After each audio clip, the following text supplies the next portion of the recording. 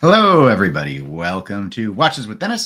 We're back with the Saturday live stream. I thought about doing the, GPHG watches, but then I saw that I guess that those awards are not allocated until like November, so I have plenty of time to go ahead and take a better look at what they've got going on there. So we're not doing that. We're also not covering new releases, even though I've seen some positive buzz regarding a variety of Seikos that have come out.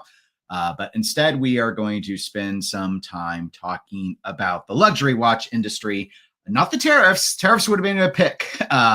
But instead, I actually saw an article a few weeks ago, and it wasn't about watches. It was one of those generic luxury articles. And reading, I should have bookmarked it. I did not. But reading it, it was, I think it was mostly focused like a lot on that leather good, the Gucci style, Hermes, all that. And it talked a lot about an angle that I wanted to explore with watches after I'd seen it, which was the idea that we know that luxury's in a downturn in general. Just again, I'm not into broad-based luxury, but this is showing up in all sorts of mainstream places, which is why I saw the article. But that sales are down. We know sales are down for watches for a variety of reasons. But one of the challenges that's been identified is that there's a quality pinch. And we've seen that in particular in other non-watch luxury spaces, in the clothing side and the bag side, because once the tariffs first started happening, there was a big response out of China where a lot of entities were claiming they were the ones actually doing the assembly, and they showed these bags that looked like the same bags and such as these other luxury brands. And so that raised a lot of questions about what exactly are we paying for. And this article that I saw was exploring the idea of that some of these brands, these luxury brands, are too focused on storytelling at this point, and they've turned entirely to storytelling rather than turning to quality or uniqueness or whatever is supposed to make the good special. The idea being that you tell a good enough story, people will buy your stuff. It doesn't matter how good the actual product is.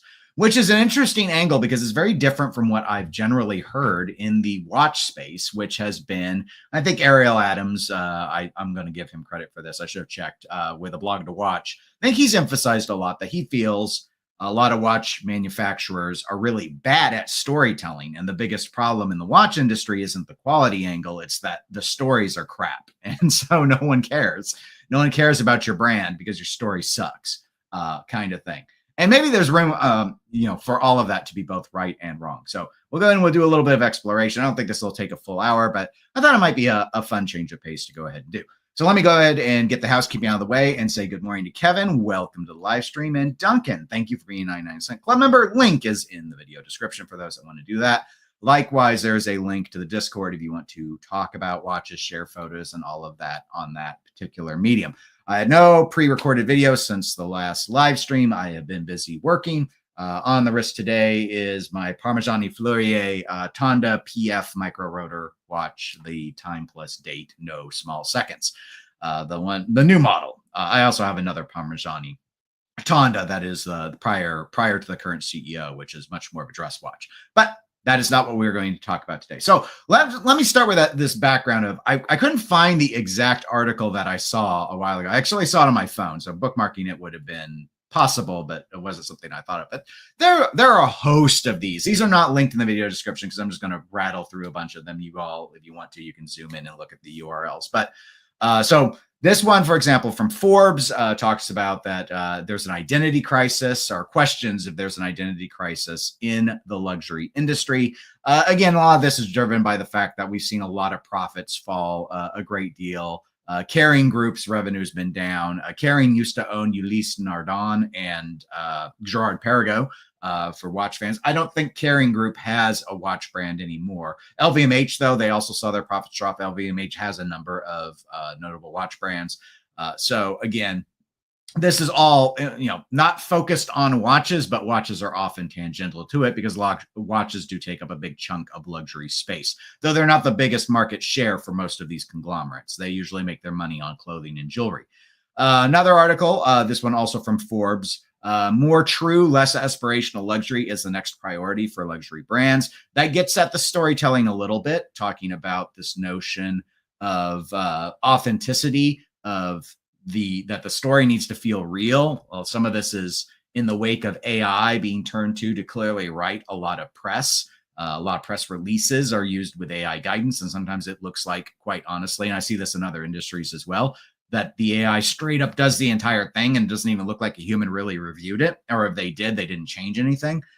So there's that sort of aspect versus this sort of aspirational trying to obtain out in the distance luxury. Now, I think the aspirational thing is interesting because with watches, we've seen it really lean on aspirational. I didn't feel it was quite so bad this year at Watches and Wonders, but those of you who followed Watches and Wonders in 2024 might remember there was an awful lot of unaffordable watches that were displayed there. In fact, I think a lot of people, myself included, gave Tudor quite a bit of credit out of that Watches and Wonders.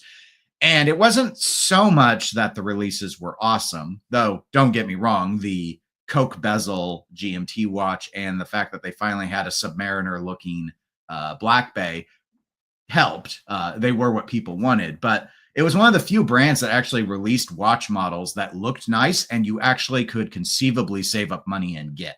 Almost everything else that was a focus at Watches and Wonders last year was outside of the range of almost anyone, be it aspirational or not. And then this year, I don't think was quite as bad. But again, most of the stuff that got the really heavy press a lot of times was those really, really high 5-figure or 6-figure above watches. So in the watch world, as watch demand has gone down, because smartwatch demand has gone up, we have seen more and more brands just make up the difference by raising prices and trying to sell higher dollar watches to fewer people. And the strategy has worked to a degree, but I don't think it's working to the same extent anymore. So this concept explored in Forbes, again, not focusing on watches, but I do think it is a challenge that watches are running into at this stage because aspirational luxury has been the go-to play for so many of them. I mean, and we're not just talking luxury brands. Seiko, the same concept is in play here.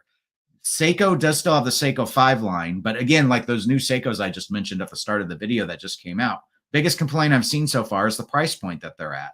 Because Seiko is like, we cannot compete in the smartwatch space anymore, price-wise. Like, we don't have those features.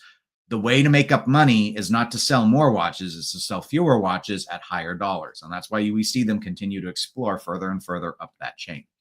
Another article in the same vein was one that popped up out of Vogue Business. Luxury no longer means quality. Consumers weigh in on the slowdown. And so this was right at the start of the year. But this has been the big one. And again, you see IWC's banner hanging here in the photo shot of one of these high streets where a lot of these luxury brands exist. So again, watches have not been immune to this, but they've been more resistant than the leather goods, the Gucci's, the Dior's, all those that are doing like clothing and stuff, where people have been more easily able to identify, hey, look, they're using a lower quality of material. We're developing holes in the material faster. Like there's those aspects, not to mention the manufacturing has been more clear cut about. Here's where, these, sweatshops are claiming they're building this stuff. They're showing you the stuff. It looks identical. That's the challenge they've had. But watches are not immune. Now, the biggest aspect, of course, has been around for decades now, and that is what Swiss made exactly means. Switzerland, of course, is where we talk luxury watches the most because they produce so many of them, but produce is a word that's thrown around very loosely in Switzerland. And so we've known for a long time that a lot of overseas manufacturers have been relied on for a variety of these parts. And we know at this point that a number of those manufacturers deal for a lot of various brands, and they're actually producing various levels of quality depending on who is doing the ordering. So you have microbrands turning to the same factory that major brands are turning to. And ostensibly, there is a degree of finishing difference that comes out of the factory, or a degree of tolerance that you pay more the more tolerance you get. But it still rubs people the wrong way because it's still opaque. We don't have a really good sense of like just how much of this Swiss watch came from China, just how much of it came from Vietnam. And that bothers people because those countries aren't on the label. They're not on the dial. Switzerland is on the dial. And I think that's part of the resiliency to Rolex because it's so vertically integrated. It's much more clear cut about how much is coming from them. Or some of the brands that lean into this strategy, kind of pushing back against what Swiss made means. Moser is going to be the most famous one. Moser has mocked what Swiss made means at this point, and they're much more transparent as a result to try and sell their own watches. But it's, I think this gets at a little bit of it. Talking about quality, though, because point of origin is not tied to the same as quality. You can have your dial or your handset come from Vietnam and it be at the utmost quality. There's no rule that says any country cannot produce something that is quality. Some of the other things, though, that we've seen happen in the watch industry kind of dance this line. Let me throw Patek Philippe under the bus briefly. One of the criticisms that people have had with Patek is you don't get the same level of movement finishing at the lower ends of the price ladder. So you move up into the grand complications, you get some impressive finishing. You are at the lower end, you get finishing, but it's not as good of finishing. This was a counterpoint that people have used against A. Lange & Söhne, or with A. Lange & Söhne, where they say A. Lange & Söhne will finish a Saxonia to the same degree that they will finish, a grand perpetual calendar Lange 1, or or Datograph or whatever. So, whereas with Patek, it's like, okay, you got the Calatrava, you're going to have beveled edges, but you're not going to have the same degree of effort put into the watch. So that's one point. Another one is, I think it's AP. So Audemars Piguet, there was one of the watches. I don't follow AP too closely, but it used to be like monoblock construction all out of one piece of metal. And now it's the same watch. The new model is like 3 pieces assembled together. A cheaper way to build the watch. Is it less quality? It depends. Like, is the watch probably not going to fall apart under either scenario, but it begs the question, like, you had this really impressive feat of making something, carving something, or molding it all out of one piece of steel, and now you've decided you'd rather just glue 3 pieces. They don't literally glue them, but weld 3 pieces together. It feels less. And so that does rub fans the wrong way, or forces them into the used market where they want to explore those sort of things. Catching up with chat real quick. Duncan says, raising prices and selling is a risky strategy. Each customer becomes more important, and if a few decide not to buy it, it has a much bigger effect on profits. The very high end that's always a dance. And then there's the question of staying appealing to that sort of buyer, that aspirational or that high-end buyer. There was an article, I don't think I have it in my list that I'll show you, but came up in one of my AI searches to try, because I couldn't remember the name of the article I wanted, that talked a bit about how for brands like that, they have their own challenge. Like the goods aren't bespoke enough was the big one. Like, they're not, where's the customization? This is something that I think is very interesting to watches, that surprised me when I got into watches, because I was into pinball first. In pinball, customization is like everything. Like, that's how you make yourself unique.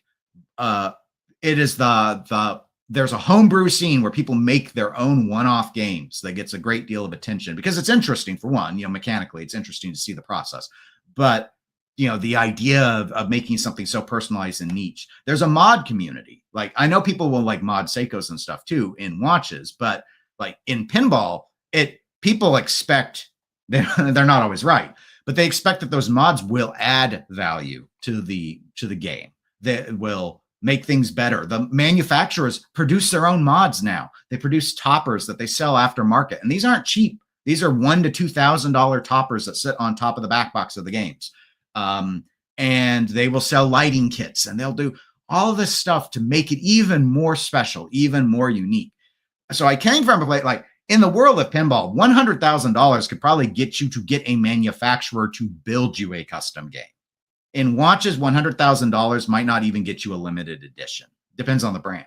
So it's very weird to me in the watch world, where you have, what was it? Watches and Wonders 2021, 2022, when JLC released that quadra-headed Reverso that was super complicated. They made 10 of those, 10. It was a $1.2 million watch MSRP. Why wasn't it just one? Why did they have to make 9 more?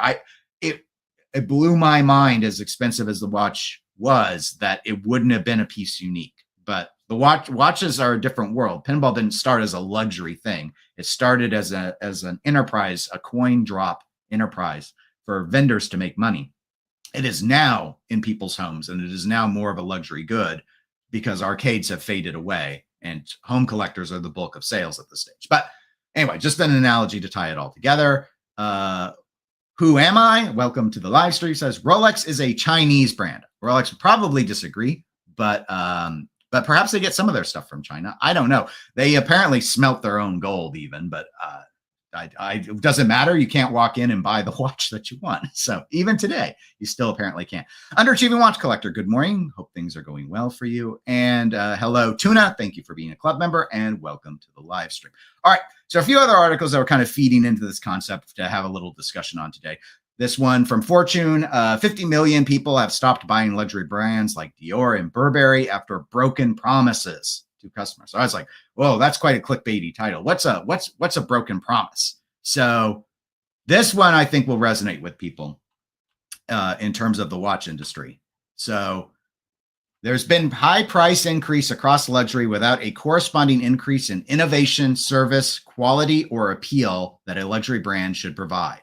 This year, that really hit customers, and we felt the full impact. This is definitely something that we have seen in the watch industry, and this is something I have whined about in the watch industry for a long time. Richemont's always my poster child for it. Richemont and the ridiculous price increases, and we'll jump to that in a moment. I want to go ahead and hit the other two articles that I had as background for you guys. One from Business Times. I think it's also in the New York Times. Then maybe this is a subsidiary of New York Times. Obscene prices, declining quality, luxury is in a death spiral. Noting that a lot of these brands have betrayed what made them luxury in the first place. And again, it's a lot of that talk. This one's it's a paywall one. So I just wanted to show you the headline. And finally, another final one from Forbes. Is luxury still worth it? Luxury brands try to justify high prices, try and fail in many instances nowadays. And again, this is all about the cost that it takes them to make the product. What's the value of the product? What's the purpose? Where is the quality? Now, I told you in my headline for this video was the question, are watches focusing too much on story and not enough on quality? And I'm curious for those of you watching live, where you guys feel like, where does it fall? I think the historic stance has been, no, they are not focusing too much on story. I think I agree. I think that luxury watches are not in the same boat as handbags and clothes and those luxury industries. We have not, I feel, seen a precipitous decline in the overall quality across all the brands in a way that I would paint it with a broad brush. We have seen declines in quality, definitely. Seiko, case in point, and this has been for years, right? Why do the chapter rings not line up anymore? Why do the bezels not line up anymore? Now, Seiko's counter argument would be, it's within tolerance. We're not a luxury brand. If you want that, you need to buy Grand Seiko. You're not buying a Seiko 5 and expecting the chapter ring to line up.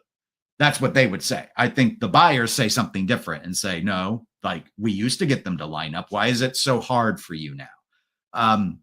But storytelling has been an interesting thing because I don't think most brands have done a very good job at telling their story.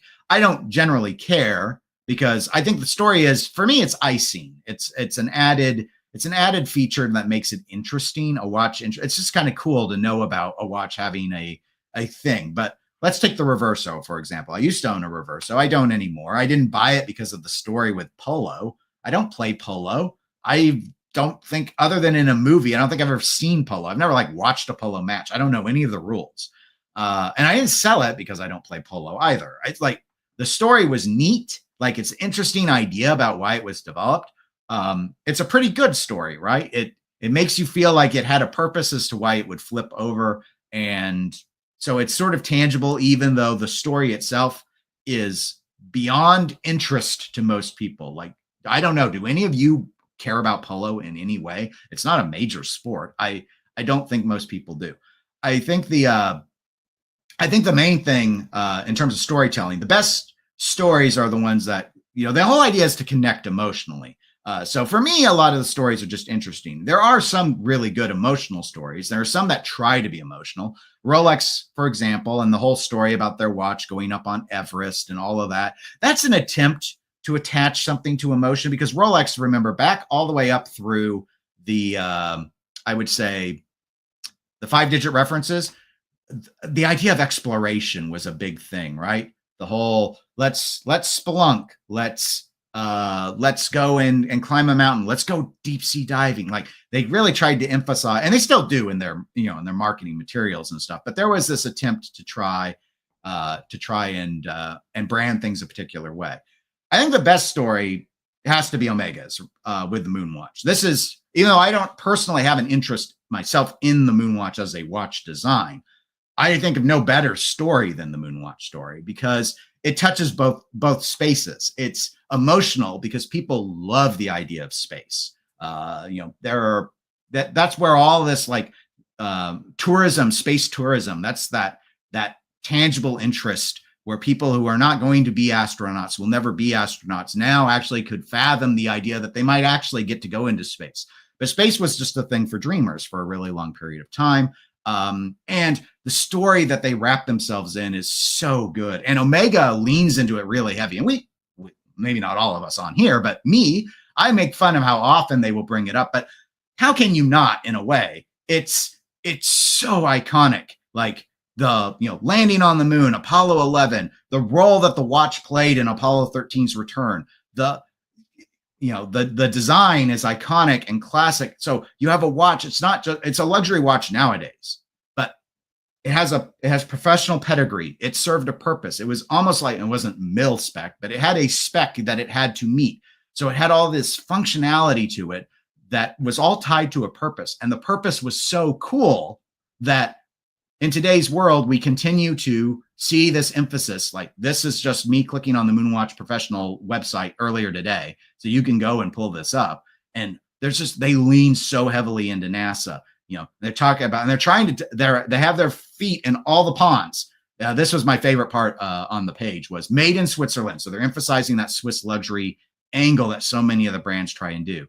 Then they mentioned the tested in Houston. So the idea of it being a part of the space program to appeal to that emotionality, and then worn on the moon, which is not something very many watches get to have credit for, because we don't go to the moon anymore.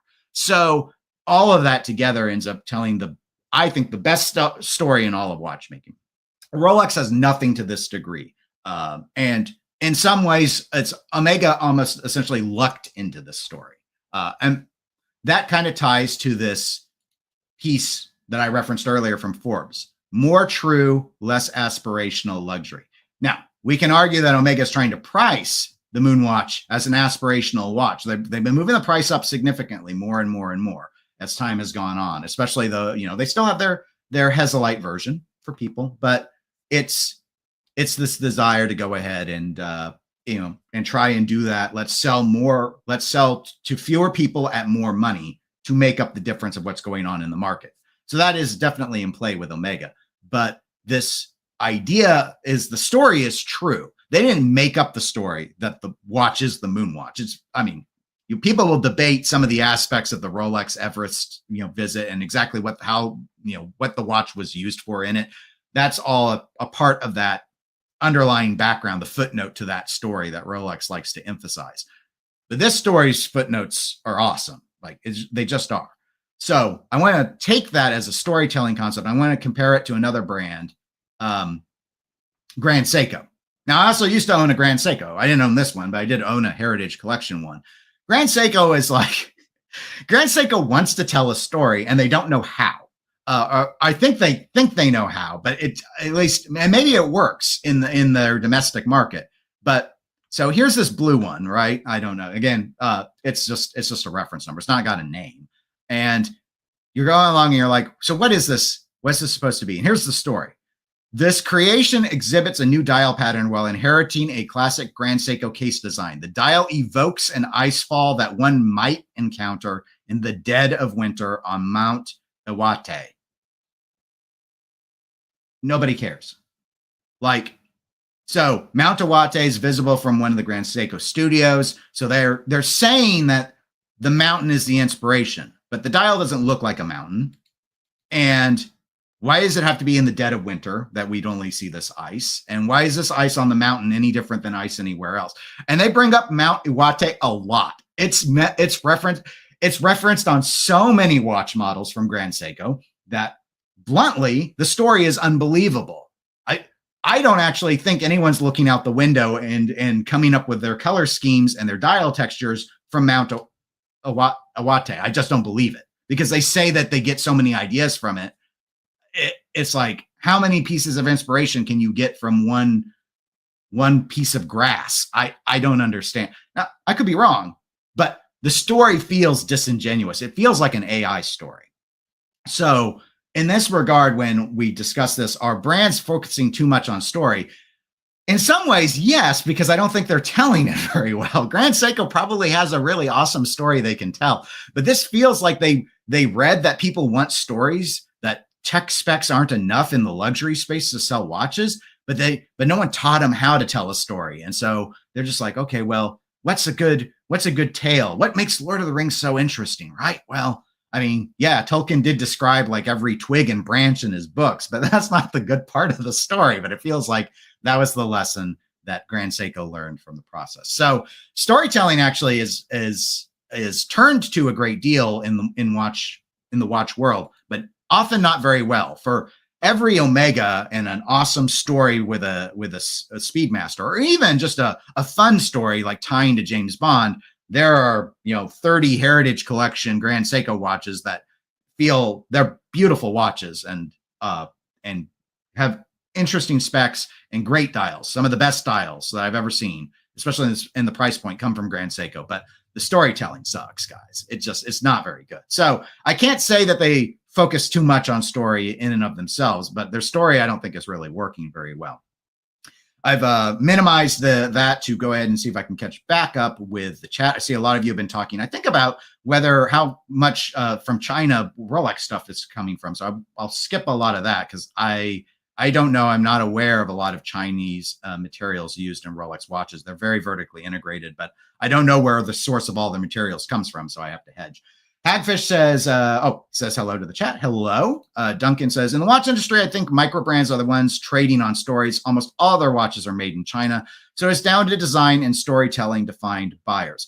Design, storytelling, and specs. One of the biggest strengths that the microbrand world has is specification-wise, they can match basically anything that the luxury watch world can. And it's not surprising, though, is it, guys? Because, like, this is old tech, right? I'm setting aside high accuracy quartz and the GPS stuff and the stuff that integrates to your phone. Say just normal mechanical watchmaking, like accuracy, water resistance, anti-magnetism. All of these things are affordably obtainable now. So no luxury brand. This is probably where some people might ask, why don't luxury brands focus as much on specification? Well, it's not a great strategy. There are people who care. There are always people like that who are just like, I buy based off of specs. Totally understand, totally respect it. But we saw this change in the car industry like well before. I mean, it was the one that always stood out to me. I don't remember when it happened. I think it was around the 70s or 80s. But the car industry, I don't remember the guy who came up with it, but started to sell cars. And you notice now all car commercials are about emotion now. They're showing you driving it somewhere on an interesting trail, or going on an adventure, or having a fun night out in the city, or narrowly avoiding a dramatic accident with your kids in the back of the car. Like, it's all emotion. It's not about miles per gallon and how long the tires will last. And yeah, they'll throw that in the emotional story, not usually the tires, but they'll throw in like the horsepower, especially with trucks. So you got to emphasize how strong trucks are. So they'll emphasize like towing capacity or something. They'll throw that in, but that's not what the commercial is. Not just like pictures of the vehicle and run a litany of specs, a spec sheet. It's hauling lumber, hauling rock, doing stuff. Again, what we've seen, like what makes the Speedmaster so interesting? It did stuff, cool stuff. So that's what's so great. And that's why Rolex still loves to show pictures of their watches in water, because James Cameron's in a submarine and he's going down doing Cameron stuff. It's interesting. It's more interesting than our lives. So that's that part. So, microbrands, though, again, because they can meet all the specs, because this tech is old, like that's where, if all you care about are specifications, you have a prime ground to farm in the microbrand space. And microbrands, it behooves them to make sure that everyone knows that, hey, you don't have to spend $3,000 to get a watch that'll let you go 300 meters under, if you want a traditional watch for diving. Like, there are affordable brands that will do it. And there are affordable non-micro brands like Orient and Seiko can hook you up. But there are also plenty of micro brands that are going to do that. They've really invaded the watches with a purpose, that you want to wear a watch with a purpose. And you want to do stuff in the watch. Like, you don't want to take the watch off when you mow. You're fine with the watch getting scratches. There's a space for that. And a lot of micro brands are falling into that particular realm. Koji said, if I had the actual watch that did those things in the stories, it would have meaning. But piggybacking on that with something mass produced doesn't move me. I'm in a similar boat, Koji. The stories to me are they're fun. It's icing on the cake. I've not gone and bought, I would not buy the moon watch because it's the watch that went to the moon. But if I owned a moon watch and someone asked me about it, I would tell the story. Because the story is interesting. It's more interesting than my adventures with the watch. A case in point that I did have, a Flieger. So I had a Type B Flieger, and I got one from Stova. And the reason was, it was like, there were 5 original manufacturers of Fliegers, and all of those brands are still around. Now, one of them doesn't make Fliegers anymore, but the other 4 still do. So I thought, okay, it would be cool to go ahead, especially because pricing-wise, it was completely competitive, to go ahead and get one that originally did it, because that was part of the history of the brand. I found that interesting, but the only reason I wanted the watch is I thought the dial was cool. That was the motivation for buying the watch. If I didn't like the way the dial looked, I would never have got the Flieger, because that was the only reason I wanted one in the first place. And so the story was cool, but the story is there's never been a watch like the Santos. That was another one. I didn't throw the example up here on the screen, but I almost did. The Cartier Santos. Okay, so it was the first male wristwatch. It's also, you could argue, the first pilot's watch. Those are cool stories. I'll tell them to people when they ask about a Santos. I used to own a Santos, but I didn't buy the watch because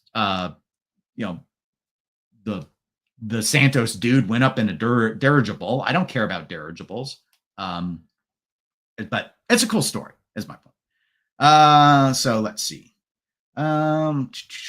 See all that discussion about underachieving. There we go. Omega's Moonwatch story at this point is like flogging a dead horse. It is, definitely it is, but it's such a good story. I mean, what else are they going to flog? You got to flog the dead horse. It's the sort of thing.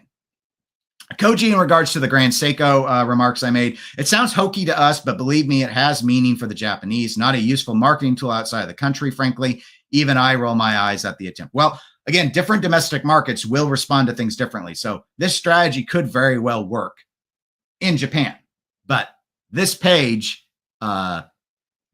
seems oriented outside of Japan. And I'm sorry, this is not... Such frozen waterfalls are natural phenomena whereby the water flowing downward gradually solidifies when the temperature drops below freezing. I don't know about all of you watching. I know how ice is formed.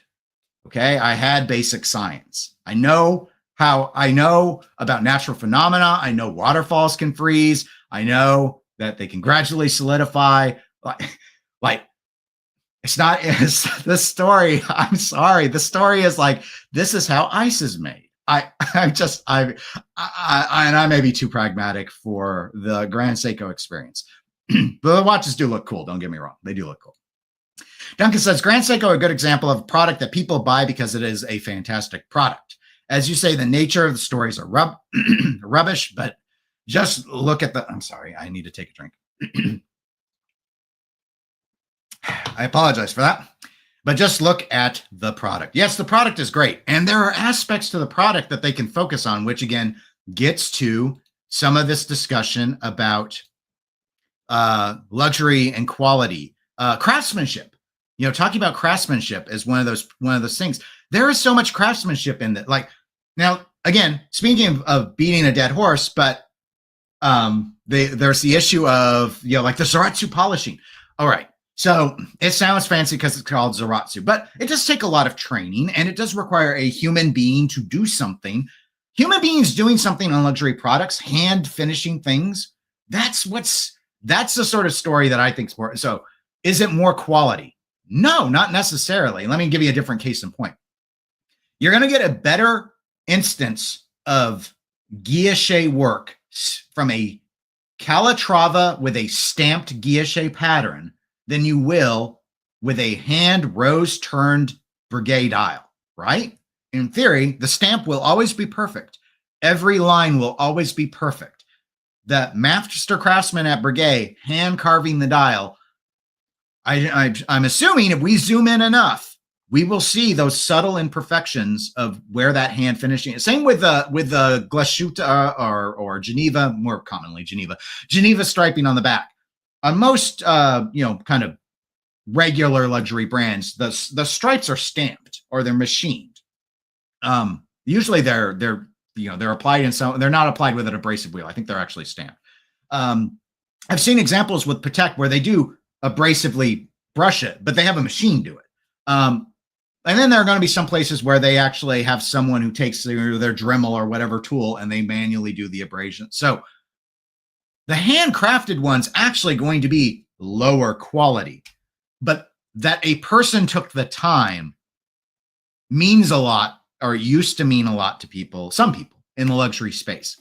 And that's where I think watches are, they've emphasized the story and they've moved away from that hand craftsmanship because they're trying to meet volumes. They're trying to be as efficient as possible with producing the product. And they can even hide behind that the product is better for the machine doing it. I have an example for you here from Christopher Ward. So Christopher Ward's not typically been identified as a luxury brand, but they're definitely playing in that space at this point. So I pulled up the 12X because if you don't remember the 12X, they actually, in the story of this watch, emphasized a very interesting angle, because this has always been a brand that's emphasized their value, quality for value. So this is a brand where it's not been so much about the story as it's been about the value proposition. They try and take the value proposition and tell a story with it, which to me has mixed results. But this part was interesting to me here. Innovation comes in many guises, and by encouraging incredibly skilled programming of the most advanced CNC machines around, we have developed an approach to diamond cut machining the facets of the train, automatic, and balance bridges that delivers a finish almost indistinguishable from the most skilled handcrafted results. Now, this is an interesting story because from a luxury angle, I think this is a terrible story, because the story is saying, let's have robots do this. Look at how good the robot is. Wow, what a great robot. Not very emotional, right? It's not, where's the master craftsman who's hand beveling this stuff? No. We have robots for that. Skynet's going to take care of your watch now. That's one angle. But now think of it from Christopher Ward's whole business strategy, the value proposition. We sell watches for 3x what it makes us to make them. Really straightforward, emphasizing transparency. So now think of it from this angle. This is for the consumer that's value driven. They don't care about the emotional story of the hand craftsmanship. You want the beautiful finishing. Why do you care if a robot did it? Maybe you don't. That's what this story is for. So they actually are, interestingly, they're trying to use the story to tell this, but they still are emphasizing the quality, and the story is trying to get you there. So I think Christopher Ward's a good example of a brand that has really recognized the idea that there's a space. There's a space in this industry for quality that isn't ridiculous 5-figure stuff where you're like, where's the money going? Is it really just for the crown on the dial? Like, is that what, am I paying for the Rolex logo? Obviously you pay for the brand's logos. Christopher Ward's not an exception to this. Their logo's commanding more prestige than it used to. So nonetheless, though, they're trying to get you to the idea of, you don't care how it got done. You want beveled edges. We'll give you beveled edges, right? You're not going to get this level of beveling from some other brand that's going to cost you more money. Like, I don't know what example I would give. I think at the time this watch came out, I gave the example of Zenith seemed to have a similar looking watch, but you had to pay significantly more. So that's it's an interesting idea, I think. So that's an idea where the quality is the emphasis, but with a brand that's value oriented, the way they try and do it through their storytelling is about emphasizing how awesome all the machining, all the shortcuts are. It's just from a luxury thought process, it's an alien way to do it, because there's nothing romantic about machines doing stuff like that. The watch machine is the romantic part because of all the thought and stuff that went in it. And they're trying emphasizing the engineering and stuff. But it's a pretty big jump to try and convince someone that the CNC programmer needs to be thought of in the same light as the guy who does the hand bevel polishing. It's just, and I'm not saying it's wrong. I'm just saying it's a leap that a lot of people have not been able to make.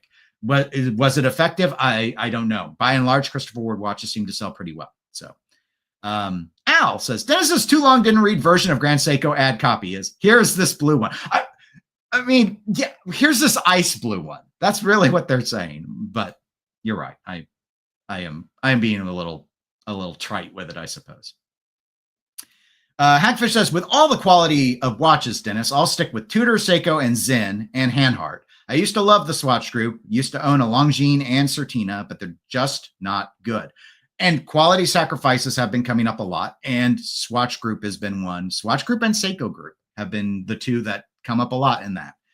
Swatch Group is the epitome of the 60% Swiss made. It's very obvious they outsource from China and just make the movements. Swatch Group is the, I read the one, and then I think you've, all right, you sent two separate ones. Outsourced from China, made the movements, and then they outsourced the metal and components, and then just assembled them in Switzerland. Joe Bolt, welcome to live stream. For me, a cool story in history is a good tiebreaker decided if I'm torn between two models. HP says, I think adding a story adds to the owning experience for any product, specifically a good story. Ben says, what's good, Dennis? What's on your wrist? Everything is good. I'm feeling good today. Parmigiani Fleurier Tonda PF. How much is this from China? I don't know. Ben is wearing his Grand Seiko. Well, I can tell you a great story about Grand Seiko. You just tell me the dial color. Hagfish says, robots are helpful on mid-priced watches, Dennis, but if you're on an expensive watch, they should be more hands-on. I think that's where a lot of people will arrive at, but it very much varies depending on the person and the brand. And Ristful, welcome to the live stream. So yes, so back to the question of the day, the question of this watch live stream topic. Are watch brands focusing too much on story and not enough on quality? I'm going to say they are not focusing too much on story. I don't think so. I think that problem may be true for clothes and bags and so much of the other luxury sectors that luxury analysts for Forbes and everyone else are writing about. But for watches, I don't think so. But quality concerns do exist. Some of it's a deterioration of quality. We just had that conversation with what Hagfish brought up about noticeable declines in what's been happening in some of these products, like his experience with Certina and Longines. I mentioned some of the alignment issues and stuff that we all know about from Seiko and so on and so forth. There was a piece, I believe, David covered over on A Blog to Watch, where he talked about the new Casio using the NH35, and that to him, it's obscene that there is a brand in today's world that allows a watch that can gain 5 minutes a week on their movement and stay that's within specification. And it's a fair point. And it's not a new change. This isn't like in the last 5 years, quality on that movement all of a sudden got bad. That movement always sucked. It's just in today's world, why does that movement even exist anymore? And when I think, what's the term that the British would use? We take the piss on things when the prices go up, but there's no discernible improvement in quality, because telling a better story does not justify the price going up. It might have long-term value to the brand, but I don't think it never justifies the price going up. Like a good story doesn't justify the price. The quality has to justify the price. Amcart says, worst thing is buying a watch for a significant story behind it or the history. Tried the Moon watch, but it was too big for my 6.5-inch wrist, and I like a date function on my watches. Took a pass. Well, I love the story of the Moon watch. For me, I just don't like the look of the base one. The white one I like better. Like some of the Snoopy ones and stuff I like, but it's not a watch I've been in. Like I like the Seamaster better from Omega. It's just a me thing. But Hagfish says, lol, that's not even a watch anymore if it gained 5 minutes. That's like pissing at me and then telling me that it's raining. Well, again, it's just, it's just the NH35 specifications. Let me give you because I oriented this topic specifically on luxury because I didn't want to spend my time, like nitpicking the movement specs on Orient, Vostok, and Seiko. So let me give you a different one. Let me give you my one of my favorite punching bags on price, which is Richemont. So JLC. All right, the Reverso, right? Reverso. We just saw that new gold one, which looks awesome, by the way. I almost did that one, but with the price of gold, it's like all of a sudden that watch is over $40,000 and we start to lose sight of things. Richemont has been criticized by many people, myself included, because over like the last 5 years, they have jacked the price on a number of their watches, and JLC is part of Richemont, significantly. In fact, I think the Reverso is something like over 40% higher now than it was before the pandemic. It doesn't make any sense. Yes, production costs, inflationary factors, those did need to go into the watch. However, why is the Reverso Tribute monoface small seconds a retail $10,600 for this little blue watch? Monoface. It's steel back on the other side. It's not a dual face. This watch should not be 5 figures is my argument. I've expanded the movement out here specifically because I wanted to discuss this. This is the problem that I think a lot of people end up running into. And I think your brain recognizes it, even if you don't initially think of it entirely in this way. But I think if you sit and were to have done your own analysis, this is where you would end up arriving. You look at this. You look at this watch. It looks a lot like any other Reverso. You look at this movement, the Caliber 822. Seems like a pretty similar movement to everything else that you might contemplate. And you would be right, because I was like, how old is this movement? The 822 specifically. There you go. 1992. I think I was just entering high school. 1992. That's the movement. That's the Caliber 822. That's when it launched. They're still using it. So here's where they try and take the piss, and it pisses me off. And we'll continue our piss theme of it. Don't tell me it's raining. Don't try and rip me off. This is just another blue dial. It's just another Reverso. You demand $10,600. And what did you put into it? It's not any more magnetically resistant than they used to be. It's not any more water resistant than they used to be. It's 30 meters, by the way. Dress watch, what you'd expect. The steel is the same grade of steel as it's always been. So the quality, I'm not saying the quality got worse. I'm just saying it didn't get any better. And you sure as hell didn't put any effort into R&D, because that damn movement has been around since I was a kid. And you're still using it, but your price goes up and up and up.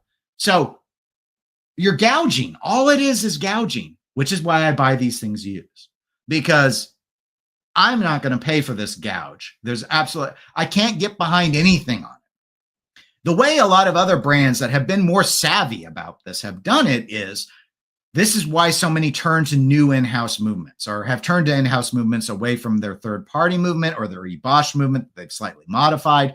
Tudor is the case in point. People were willing to pay more for black bays with the in-house movement because regardless of what the math was, you at least on the most base level could intellectually accept the idea that it took effort to develop a movement. You deserve to be rewarded for the effort. The research and development has to be recouped. So I will pay you for this. The same thing, I think, feeds into why Corollas and Priuses can go up and F-150s can go up when there's new models and it's like there's a new design.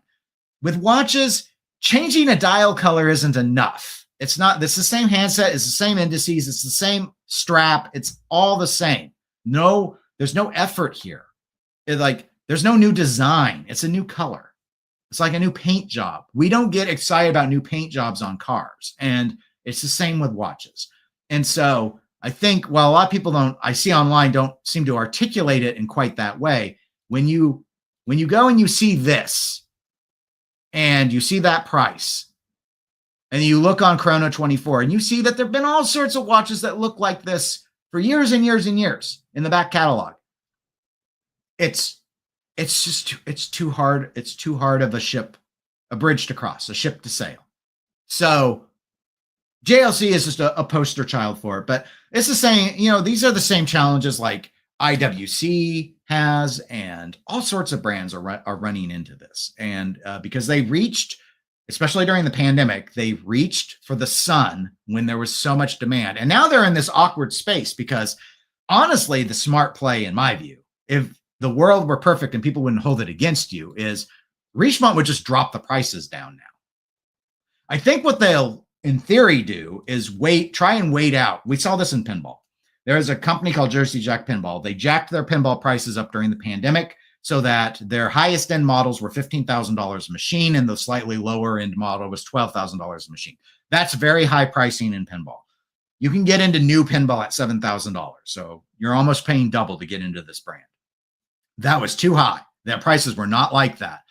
They have held pricing for years now since then. I feel they felt they couldn't drop the price because then it diminishes the value of everyone who paid the 12 and 15. And that's what JLC's got going on right now.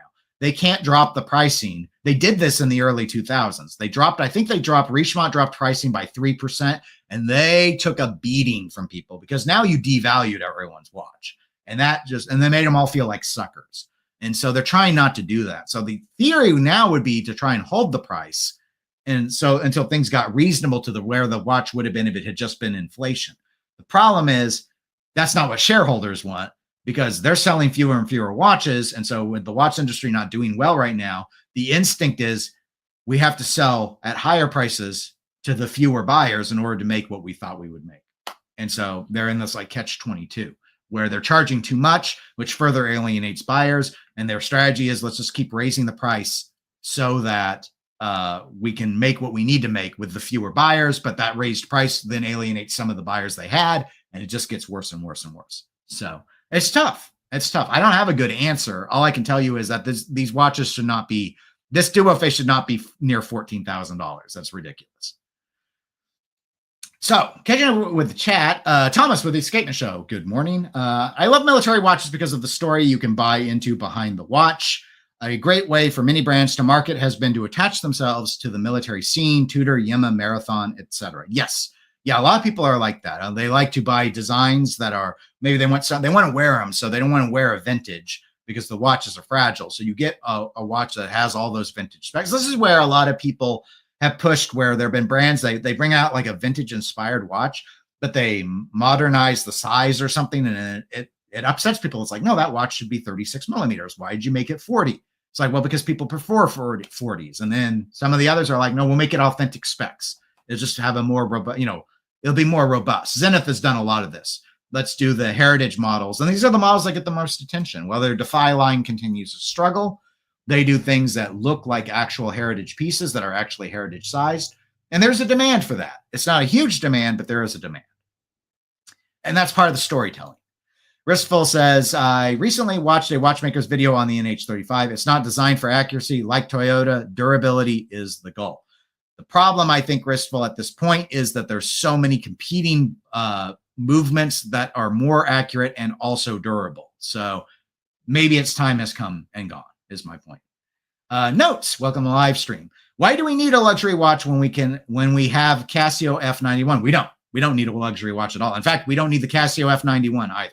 We don't need watches anymore, quite frankly, because people are carrying time around in their pockets on their phones. Hagfish says, I've got a trick on Seiko's quality control, Dennis. Buy them at an AD up front, talk to the AD guys, and they'll make sure you get a good QC Seiko watch. That's what I did with my Seiko Prospex Polygonal. Yes, that is a good point, Hagfish. I've heard about others doing that. Another thing you can do is you can go to the store and actually ask to buy the one you handle. So you can also test it yourself and trust your own eyes if you want to. So then even if your AD doesn't know anything, you can make sure you get a good one. Let's see. And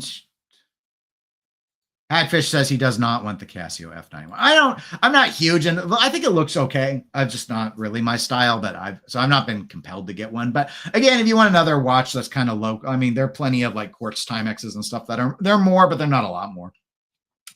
So you have options there. But anyway, that's it. I just thought it would be a topic that we could get some mileage out of. We got more mileage out of it than I thought we would. Next week, I will plan to be back with another live stream. Do not know the topic yet. Might do some of the newer watch releases. Don't know yet if I want to talk about those new Seikos or not that I just read about this morning, but I wasn't prepared to prep on that one. So we had a more evergreen topic instead. But I appreciate everyone who was able to watch live.